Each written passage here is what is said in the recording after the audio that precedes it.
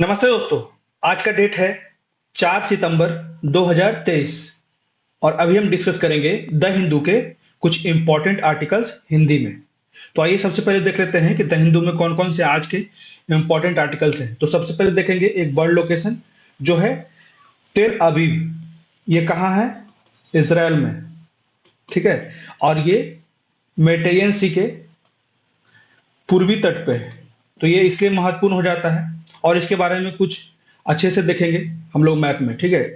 उसके बाद अगला आर्टिकल है राजकोषीय रूप से अविवेकपूर्ण नीतियां लोक लुभावनवाद गरीबों को प्रभावित करती है। इसमें प्रधानमंत्री नरेंद्र मोदी कहते हैं कि जो अविवेकपूर्ण नीतियां होती है, लोक लुभावन जो नीतियां होती है, वो गरीबों को अत्यंत प्रभावित करती है, उनके समस्याओं को दूर भी नहीं करती है और वो बस तत्कालीन समस्याओं को दूर करती है और दीर्घकालिक समस्याओं को बढ़ा देती है। तो इसी के बारे में विस्तार से पढ़ेंगे। उसके बाद अगला आर्टिकल है राज्यों में जो भुखमरी की मापन है वो किस तरह की गई है। अभी वर्तमान समय में ग्लोबल हंगर इंडेक्स में भारत का जो स्थान है 107वां है।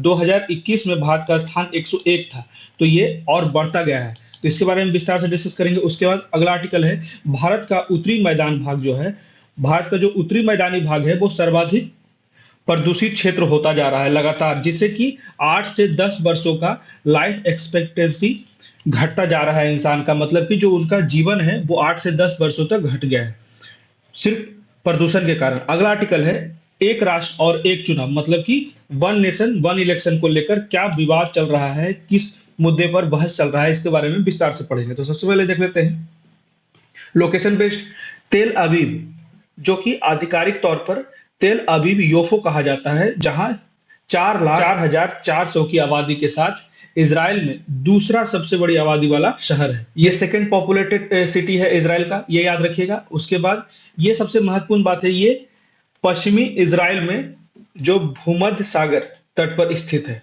इसलिए ये लोकेशन महत्वपूर्ण हो जाता है। और तेल अवीव जो है इजराइल की सांस्कृतिक और वाणिज्यिक राजधानी है, ठीक है, मतलब कि कल्चर एंड कॉमर्शियल। तो यहाँ पे कुछ बातें यहाँ पे कहा जाता है कि तेल अवीव एक समझदार दृष्टिकोण और सांस्कृतिक सूक्ष्मता वाला शहर है, वह शहर जो कभी नहीं सोता। ये मुंबई की तरह बहुत ज्यादा, मुंबई और दिल्ली की तरह बहुत ज्यादा एक्टिव सिटी है, ठीक है। यहाँ नाइट लाइफ भी बहुत ज्यादा है, भोजन संस्कृति उदारवाद का केंद्र है, इसलिए ये क्षेत्र बहुत ही महत्वपूर्ण रहता है। इसलिए तेल अवीव याद रखिएगा। इसका लोकेशन देख लेते हैं। तो यहाँ पे है तेल अवीव, ये जो पूर्वी क्षेत्र है मेडिटेरियन सी का, यहाँ पे है।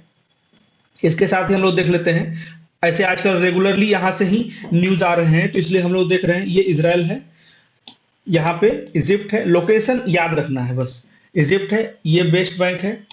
इस लोकेशन को भी बहुत ज्यादा इंपॉर्टेंस दिया जाता है यूपीएससी के द्वारा। ये डेड सी है, इस लोकेशन को भी इंपॉर्टेंस दिया जाता है।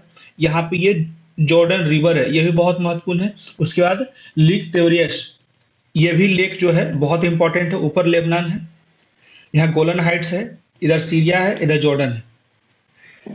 एक और मैप देख लेते हैं। अभी हम लोग 2-3 दिन पहले ही गल्फ ऑफ अकाबा हम लोग डिस्कस किए थे, तो ये भी ध्यान रखिएगा।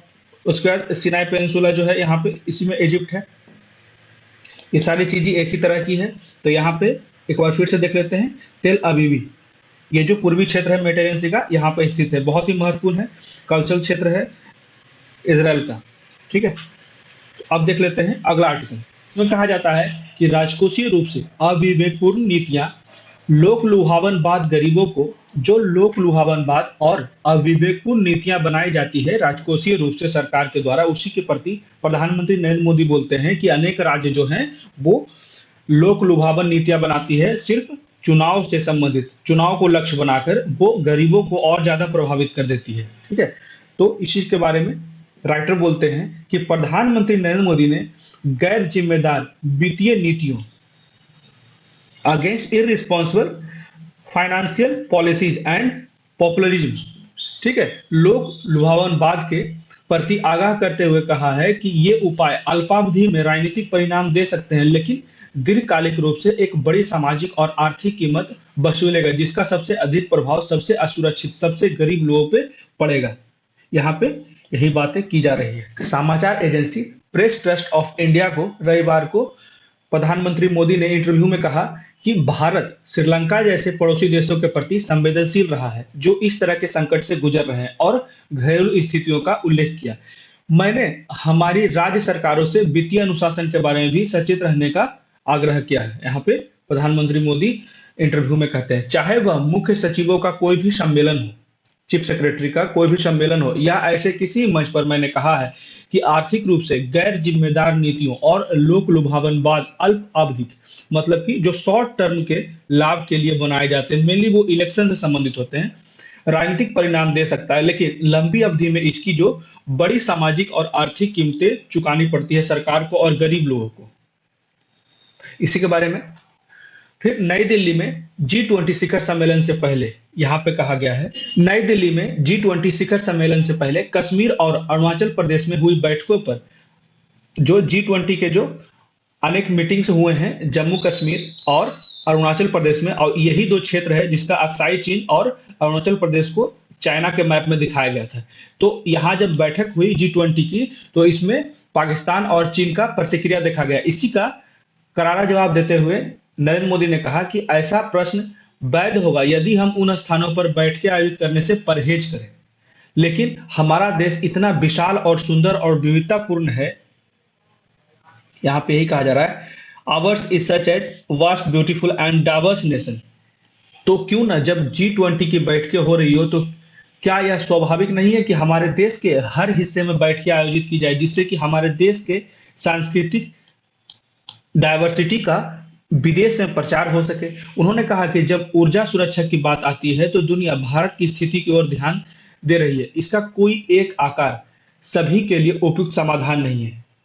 यहाँ पे कहा जाता है कि एनर्जी सिक्योरिटी की जब बात आती है तो सभी दुनिया, बहुत से देश भारत की ओर ध्यान देती है। तो हमारा सिद्धांत सरल है, विविधता हमारा सबसे अच्छा दाव है। यहाँ पे मोदी जी कहते हैं कि our principle is very simple, diversity is our best bet whether in society और in term of our energy mix.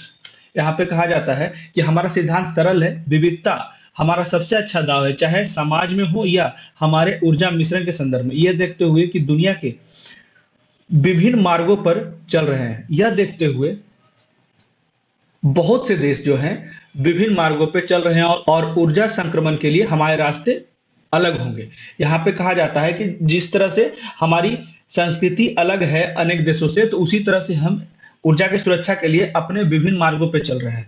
तो दुनिया की जो 17 आबादी है भारत में, 17% पॉपुलेशन जो है भारत में है दुनिया की, तो संचयी उत्सर्जन में भारत की ऐतिहासिक हिस्सेदारी भी 5% से कम रही है।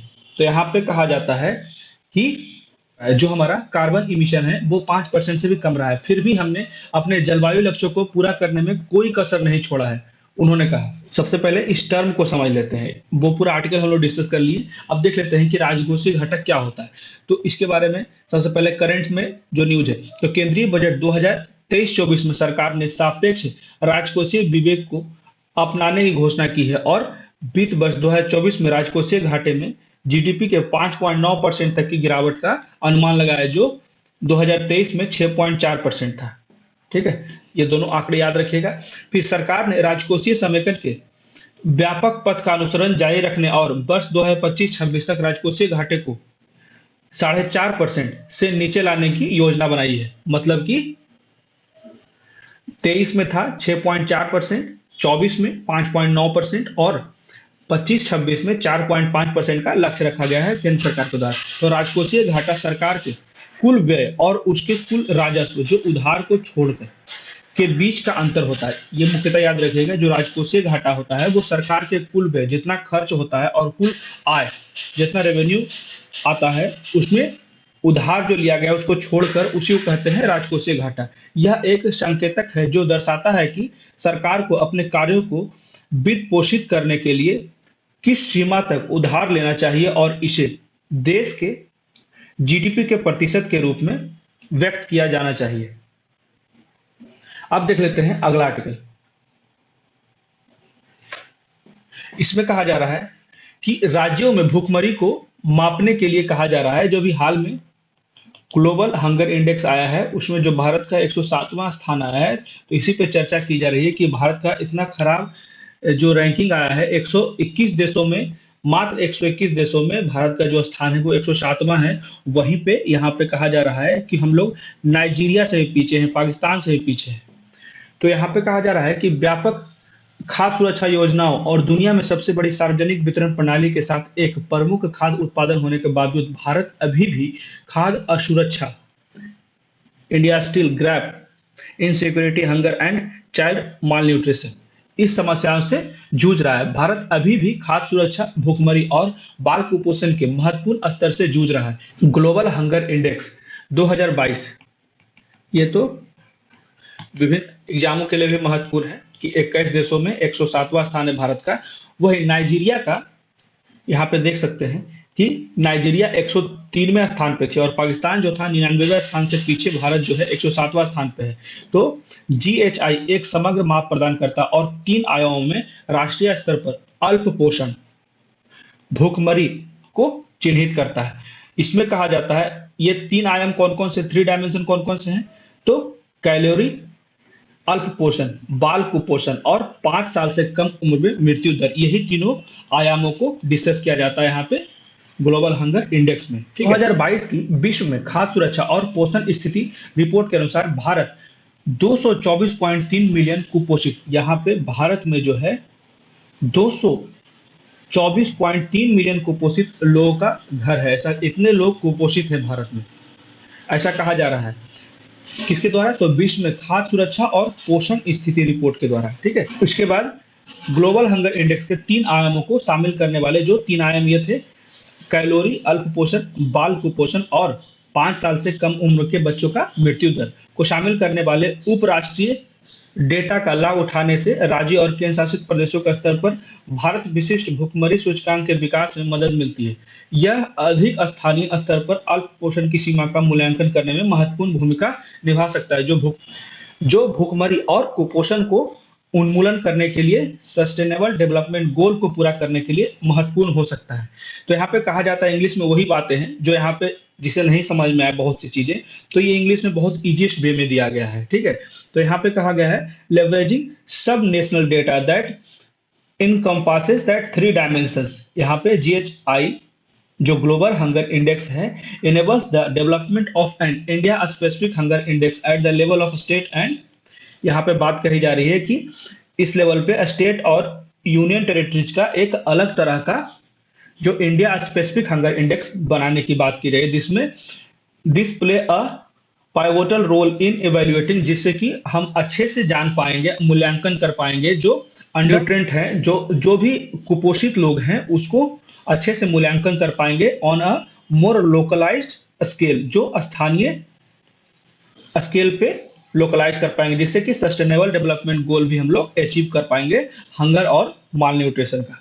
अब आगे देख लेते हैं, ग्लोबल हंगर इंडेक्स की गणना 4 संकेतकों का उपयोग करके की जाती है, जिसमें कैलोरी, अल्प पोषण की व्यापकता, 5 वर्षों से कम उम्र के बच्चों का बौनापन, दुबलापन, एक स्टंटिंग होता है, एक वेस्टिंग होता है। ठीक है, इंग्लिश में भी याद रखिएगा, और मृत्यु दर, और 5 वर्ष से कम उम्र के बच्चों की मृत्यु दर, यही बात कही जा रही है। तो यहाँ पे राज्य भूखमरी सूचकांक मतलब कि स्टेट हंगर इंडेक्स की गणना कैलोरी, अल्प पोषण को छोड़कर, यहाँ स्टेट हंगर इंडेक्स में कैलोरी, अल्प पोषण को छोड़ दिया जाता है और समान संकेतकों का उपयोग किया जाता है। ठीक है, यहाँ पे जो 4 संकेतक है, यहाँ पे 3 ही संकेतक यूज किया जाता है, जिसे कामकाजी उम्र की आबादी के बीच बॉडी मास इंडेक्स, इसको अल्प पोषण द्वारा प्रतिस्थापित किया जाता है। ठीक है, ये जो यहाँ पे अल्प पोषण था, इसके जगह पे इसको रिप्लेस कर दिया जाता है, किसको, बॉडी मास इंडेक्स को, क्योंकि कैलोरी अल्प पोषण पर डेटा जो है 2012 से उपलब्ध नहीं है, तो कैलोरी पे जो डेटा है उपलब्ध नहीं, इसी के लिए इसको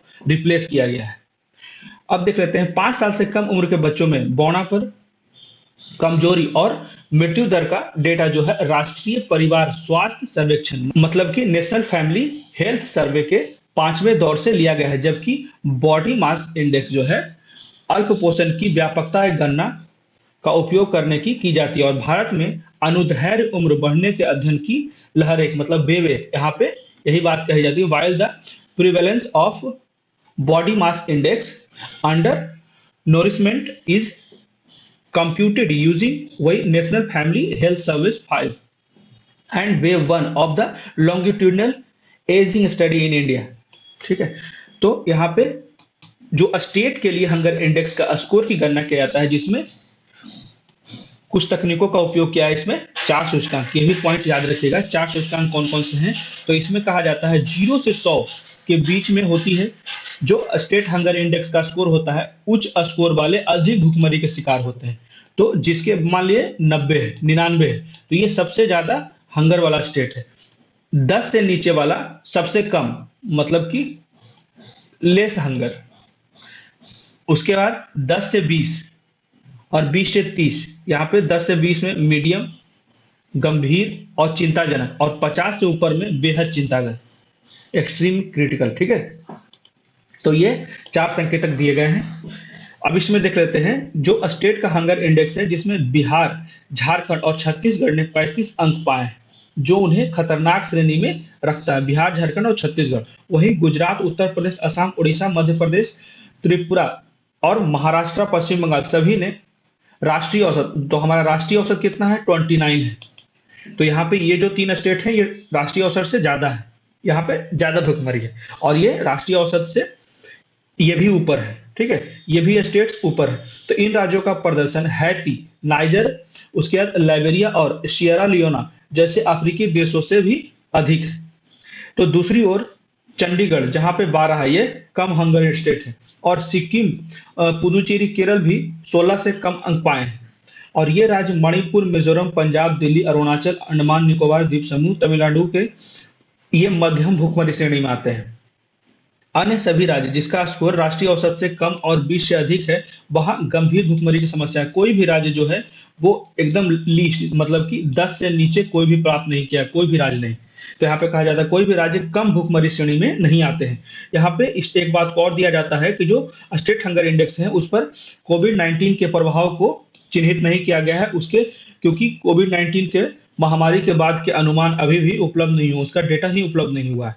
तो 2008 में पूर्णिमा मेनन, अनिल देवलालिया और अंजोर भास्कर ने ग्लोबल हंगर इंडेक्स की गणना की। तत्कालीन जो पद्धति है उसके उपयोग के उपराष्ट्रीय, सब नेशनल लेवल पर भुखमरी में भिन्नता को समझने के लिए एक तुलनीय प्रयास किया। उन्होंने जिन 17 राज्यों का मूल्यांकन किया, जिसमें पंजाब इस सूची में सबसे आगे था, जबकि केरल और आंध्र प्रदेश शीर्ष प्रदर्शन करने में शामिल थे, मतलब कि इस क्षेत्र में सबसे कम भुखमरी था, लेस भुखमरी। उसके बाद दूसरी ओर मध्य प्रदेश, झारखंड, बिहार और छत्तीसगढ़ को सबसे कम प्रदर्शन, मतलब कि यहाँ सबसे ज्यादा भुखमरी है।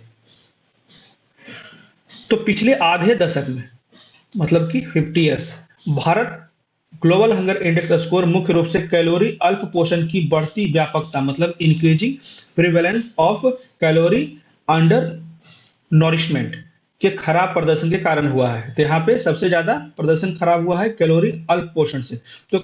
तो खाद्य और कृषि संगठन के अनुसार भारत में कैलोरी अल्प पोषण का अनुपात 2017 से बढ़ रहा है, जो 2020 में 16% हो गया है। इसी का सबसे ज्यादा नुकसान हो रहा है, जिससे हमारा हंगर इंडेक्स बढ़ता जा रहा है, जो 2009 के आंकड़े के समान है। भारत सरकार ने ग्लोबल हंगर इंडेक्स की गणना में उपयोग किए जाने वाले डेटा और पद्धति के बारे में चिंता जताया। मतलब कि भारत ये जो कह रहा है ग्लोबल हंगर इंडेक्स का जो कलेक्ट करने का जो तरीका है वो ही गलत है। तो इसमें कहा जाता है यह अपने दावों का समर्थन करने के लिए अनुभवजन्य साक्ष्य प्रदान करने में सक्षम नहीं है, परंतु सवाल उठा रहा है, परंतु इसके पीछे जो साक्ष्य है वो प्रदर्शित करने में सक्षम नहीं। विशेष रूप से 2011-12 के बाद से सरकार द्वारा पोषण सेवन पर कोई राष्ट्रीय नमूना, मतलब कि नेशनल सैंपल सर्वे के बारे में जानकारी प्रदान नहीं करता है। 2020-21 में आयोजित नेशनल सैंपल सर्वे के 78वें दौरे में घरेलू खाद्य असुरक्षा का आकलन करने के लिए 4 प्रमुख प्रश्न शामिल किए, परंतु इन पर जानकारी जो है वो एनएसएस रिपोर्ट से गायब है। तो इसी के लिए कहा जाता है कि भारत सवाल तो उठाता है ग्लोबल हंगर इंडेक्स के कैलकुलेट करने के तरीके पर, परंतु उस पर कोई साक्ष्य नहीं दे पाता है कि कैसे वो गलत है। इसमें और एक चीज देख लेते हैं, जबकि ग्लोबल हंगर इंडेक्स को इसकी अवधारणा, संकेतक चयन और एकत्रीकरण विधियों के संबंध में विशेषज्ञों से महत्वपूर्ण आलोचना का सामना करना पड़ता है। यह अल्प पोषण और बाल पोषण की स्थितियों में महत्वपूर्ण डिफरेंस दिखता है।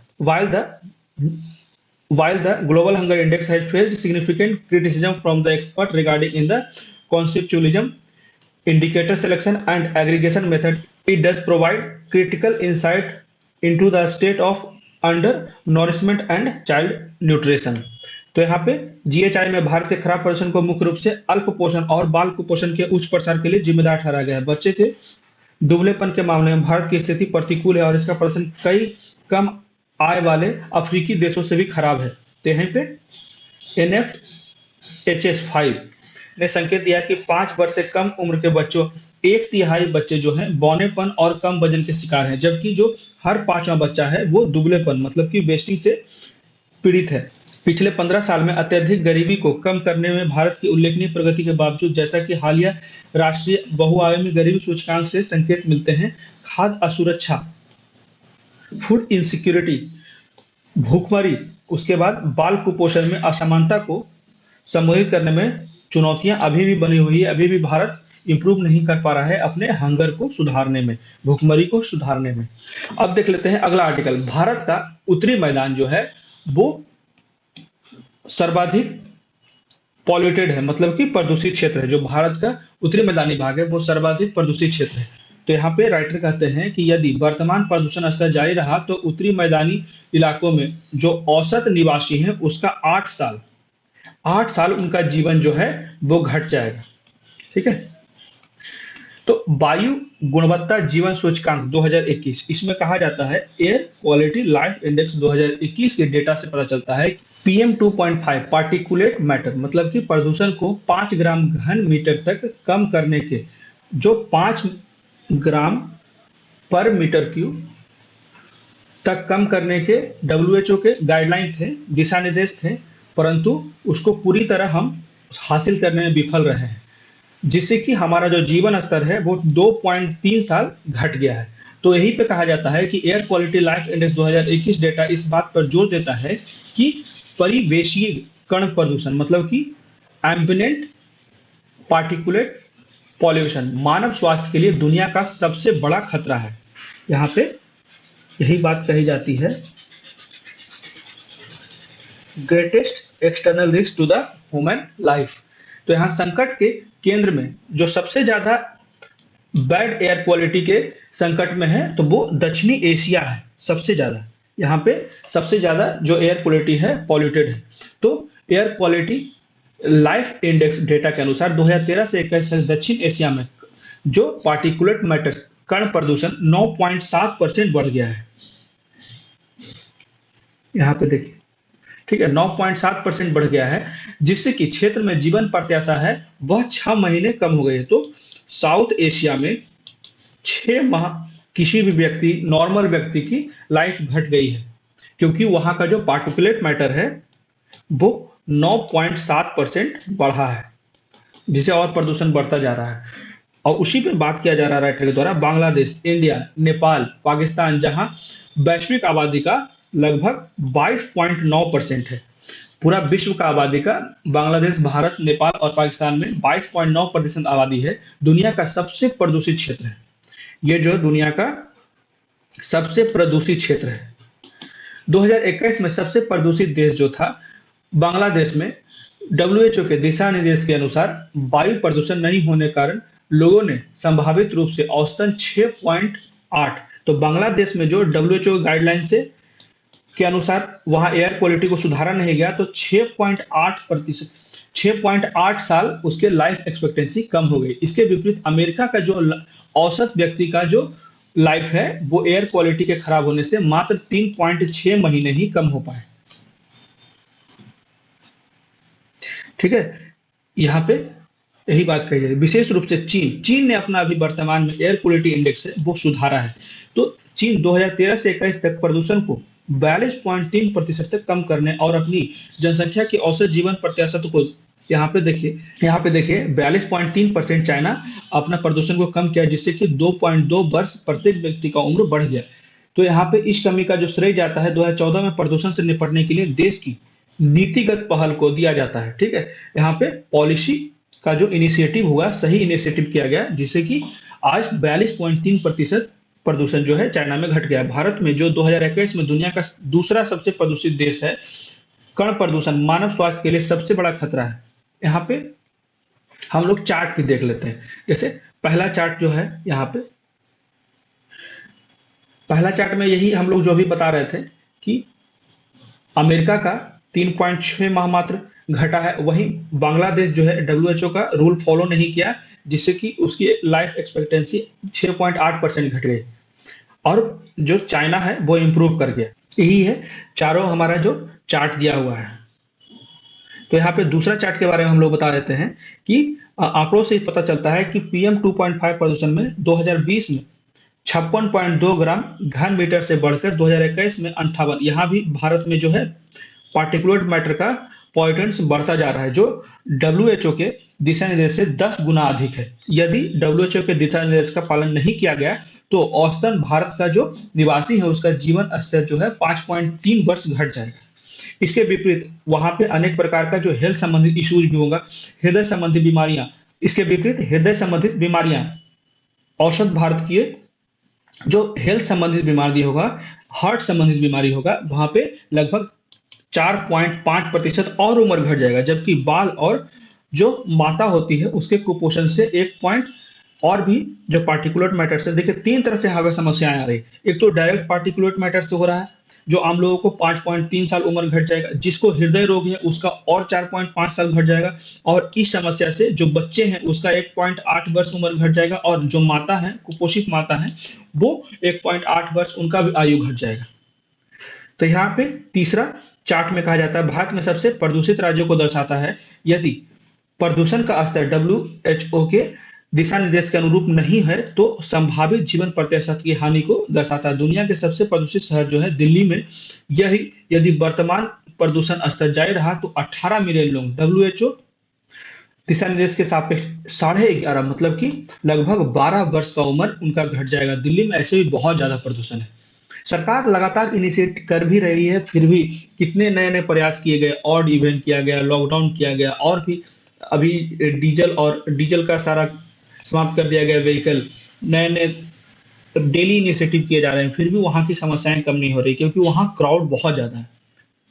और राष्ट्रीय दिशा निर्देश के अनुसार अगर दिल्ली जो सबसे पॉल्यूटेड सिटी में से एक है, तो वहां पे अगर डब्ल्यूएचओ का गाइडलाइन नहीं माना तो वहां पे 12 वर्ष का उम्र घट जाएगा लोगों में, और वहीं जो राष्ट्रीय गाइडलाइन नहीं माना तो 8.5 वर्ष का जीवन प्रतिशत खो देगा। तो उत्तरी मैदान जहां लगभग 50 मिलियन, उत्तरी मैदान जहां आधा अरब से अधिक लोग रहते हैं, और भारत की 38.9% आबादी जो है उत्तरी भारत में रहती है, तो सबसे प्रदूषित क्षेत्र है। उत्तरी मैदानी क्षेत्रों में बिहार, चंडीगढ़, दिल्ली, हरियाणा, पंजाब, उत्तर प्रदेश, पश्चिम बंगाल राज्य और कुछ और केंद्र शासित प्रदेश भी हैं। ठीक है, तो चार्ट 4 में देखते हैं, यहाँ पे 3 में यही बातें की गई है कि कहाँ कहाँ किस तरह की समस्याएं हैं 3 में। ठीक है, यहाँ देखिए दिल्ली में सबसे ज्यादा है, उत्तर प्रदेश, ये सारे चार्ट्स एक बार जरूर देखिएगा। उसके बाद चार्ट में कहा गया है कि भारत उत्तरी मैदान इलाकों और अन्य सभी क्षेत्रों में वार्षिक औसत जो पार्टिकुलेट मैटर्स की सांद्रता है दर्शाता है। यदि प्रदूषण का स्तर बना रहा और नीतियां जो है डब्ल्यूएचओ द्वारा निर्धारित स्तर तक प्रदूषण को कम करने में सफल अगर नहीं होती है, तो उत्तरी मैदानी इलाकों में औसत निवासी का जीवन प्रतिशत लगभग 8 वर्ष घट जाएगा। तो प्रदूषण जो कभी उत्तरी क्षेत्र में केंद्रित थी, यहाँ पे कहा जाता है जो प्रदूषण को अभी भी नियंत्रित नहीं किया गया है, तो पहले मात्र नॉर्थ इंडिया में था, अब वर्तमान समय में जो महाराष्ट्र के क्षेत्र और भी अन्य क्षेत्रों में फैलने लगा है। तो यहाँ पे राइटर ये कहते हैं, उदाहरण के लिए महाराष्ट्र, मध्य प्रदेश में जिनकी संयुक्त आबादी 204.2 मिलियन है, 2000 के बाद से प्रदूषण में क्रमशः 76% और 78% की वृद्धि हुई, जिससे 2000 की तुलना में जीवन प्रत्याशा भी 1.8 साल से 2.3 साल घटा है। तो यहाँ पे निरंतर पॉलिसी जिस तरह से चाइना ने अपनाया और 43% अपना प्रदूषण कम किया, उसी तरह भारत को कोई ठोस कदम उठाना होगा जिससे कि भारत अपने लक्ष्यों को प्राप्त कर सके और जो यहाँ के निवासी हैं उनका जीवन प्रत्याशा का उम्र घटे ना। अब अगला आर्टिकल देख लेते हैं हम लोग। यहाँ पे मेन जो है डिबेट किया गया है वन नेशन और वन इलेक्शन पे बहुत ज्यादा चर्चा छिड़ा हुआ है कि एक राष्ट्र में एक ही चुनाव होना चाहिए। तो इससे संबंधित क्या क्या समस्याएं हैं इसके बारे में विस्तार से पढ़ते हैं। तो 1 सितंबर को केंद्र सरकार ने एक राष्ट्र एक चुनाव योजना की व्यवहार्यता का पता लगाने के लिए जो पूर्व हमारे राष्ट्रपति थे रामनाथ कोविंद की अध्यक्षता में एक पैनल का गठन किया है। तो सबसे बड़ा पहले पढ़ लेते हैं वन नेशन वन इलेक्शन का योजना क्या है। तो वन नेशन वन इलेक्शन का विचार पूरे देश में चुनाव की आवृत्ति को कम करने के लिए सभी राज्यों में लोकसभा और विधानसभा चुनावों के समय को सिंक्रनाइज मतलब कि एक साथ करने की अवधारणा पर केंद्रित है, जिससे कि बहुत से फायदे होंगे। अगर वन नेशन वन इलेक्शन होता है ना, तो हमारा टाइम भी बच जाएगा, मनी भी बचेगा, उसके बाद जो सिक्योरिटी है वो यूज होती है बहुत ज़्यादा, उसमें ट्रांसपोर्टेशन है, बहुत सारे पैसे जो है हमारा रेवेन्यू सिक्योर हो सकेगा, जो टैक्स पेयर हैं उनके पैसे को डेवलपमेंट में उपयोग किया जा सकता है। यहीं पे इसलिए प्रयास किया जा रहा है कि इस पे निरंतर पहले बहस कर लिया जाए, जो भी समस्याएं हैं उसको समाप्त कर दिया जाए, फिर इसे देश में लागू किया जाएगा। तो 26 जनवरी 1950 को संविधान लागू होने के बाद लोकसभा और सभी राज्य विधान सभाओं के लिए पहली बार आम चुनाव जो हुआ 1951-52 में एक साथ आयोजित हुआ। ठीक है, सबसे पहली बार 1951-52 में पूरे राज्य और सेंटर का चुनाव एक साथ हुआ, लोकसभा और विधानसभा का। यह प्रथा बाद में 3 लोकसभा चुनाव में चला, मतलब कि 51-52 से लेकर 1967 तक लगातार 3 टर्म में ये सही से चलता रहा। जिसके बाद ये बाधित हो गया। यह बाधित हुआ तब जब पहली बार 1959 में टूट गया। केंद्र ने तत्कालीन जो केरल सरकार था उस समय वो बर्खास्त कर दिया गया, वहां पे लागू कर दिया गया केरल में अनुच्छेद 356, जो कहा जाता है संवैधानिक विफलता के कारण। उसी के समय पहली बार वहां फिर से चुनाव हुआ राज्य में, तो ये जो चक्र था, साइकिल था, वो टूट गया। इसके बाद पार्टियों के बीच दल बदल आ गया, शेड्यूल 10 और प्रति दल बदल के कारण 1960 के बाद कई विधानसभाएं भंग हो गई, जिसके कारण अंतर लोकसभा और राज्य विधानसभाओं के लिए अलग अलग चुनाव कराए गए। वर्तमान में अभी भी ये पॉइंट सबसे महत्वपूर्ण है, इसको अभी भी याद रखेगा, बहुत से पीटी या मेंस में आ सकता है कि वर्तमान में अरुणाचल प्रदेश, सिक्किम, आंध्र प्रदेश और उड़ीसा राज्य में विधानसभा चुनाव जो है अभी भी लोकसभा चुनाव के साथ ही होती है। तो अरुणाचल प्रदेश, सिक्किम, आंध्र प्रदेश और उड़ीसा। तो यहाँ पे देख लेते हैं कि ON मतलब कि वन नेशन वन इलेक्शन के बारे में रिपोर्ट क्या कहती है। तो अगस्त 2018 में न्यायमूर्ति BS चौहान की अध्यक्षता में, जो इंडियन लॉ कमीशन के हेड है, ठीक है, ने एक साथ चुनाव पर एक मसौदा रिपोर्ट जारी किया, जिसमें मुद्दे से संबंधित संवैधानिक और कानूनी सवाल का विश्लेषण किया गया। विशेष रूप से आयोग ने प्रस्तुत किया कि संविधान के मौजूदा ढांचे के भीतर एक, यहाँ पे कहा गया कि अभी जो मौजूदा ढांचा है संविधान में उसके अनुसार से एक साथ चुनाव संभव नहीं है। इसमें कहा गया संविधान जो RP एक्ट है, रिप्रेजेंटेशन ऑफ पीपल एक्ट, तो जन प्रतिनिधित्व अधिनियम 1951 और लोकसभा और राज्य विधानसभाओं की प्रक्रियाओं के नियमों में एक साथ चुनाव कराने के लिए उचित संशोधन की आवश्यकता होगी। आयोग ने यह भी सिफारिश की कि उसे कम से कम 50% राज्यों की अनुसमर्थन भी चाहिए होगी एक साथ राष्ट्र में चुनाव कराने के लिए। हालांकि एक साथ चुनाव कराने का अनेक प्रकार का फायदा भी हो। आयोग ने कहा कि एक साथ चुनाव कराने से सार्वजनिक धन की बचत होगी, प्रशासनिक व्यवस्था में बचाव होगी, उसके बाद सुरक्षा बलों पर तनाव कम होगा, सरकारी नीतियों पर का समय समय पर कार्यान्वयन होगा और चुनाव प्रचार में से ज्यादा विकास गतिविधियों पर प्रशासनिक ध्यान केंद्रित होगा। क्योंकि एक ही बार चुनाव होगा तो एक ही बार प्रशासन का ध्यान उधर जाएगा और हमेशा देश के डेवलपमेंट के नीति निर्माण में प्रशासन लगा रहेगा। ठीक है, तो 1999 में न्यायमूर्ति BP जीवन रेड्डी की अध्यक्षता वाले लॉ कमीशन ऑफ इंडिया ने भी इस चुनाव की वकालत की, जो राष्ट्र में एक चुनाव एक देश, ठीक है, वन नेशन वन इलेक्शन। तो इसमें चिंताएं क्या क्या है? सबसे बड़ी चिंता की व्यवहार्यता को लेकर कहा जाता है कि संविधान के अनुच्छेद 83(2), ये दोनों अभी भी इंपॉर्टेंट है। 83(2) और 172 में कहा गया है कि लोकसभा और राज्य विधानसभाओं का कार्यकाल क्रमशः 5 साल तक रहेगा, जब तक कि इससे पहले की भंग न हो और अनुच्छेद 356 की तरह ऐसी परिस्थितियां उत्पन्न न हो जाए जिसमें विधानसभाएं पहले ही भंग हो जाए। तो ये परिस्थिति आने के बाद फिर से विधानसभा में फिर से चुनाव कराना पड़ेगा अलग से। तो यहाँ पे कहा जाता है जो गंभीर सवाल है वन नेशन वन इलेक्शन का, यदि केंद्र और राज्य सरकार मध्य कार्यकाल में गिर जाए तो क्या होगा? क्या हर राज्य में दोबारा होगा चुनाव या लगेगा राष्ट्रपति शासन?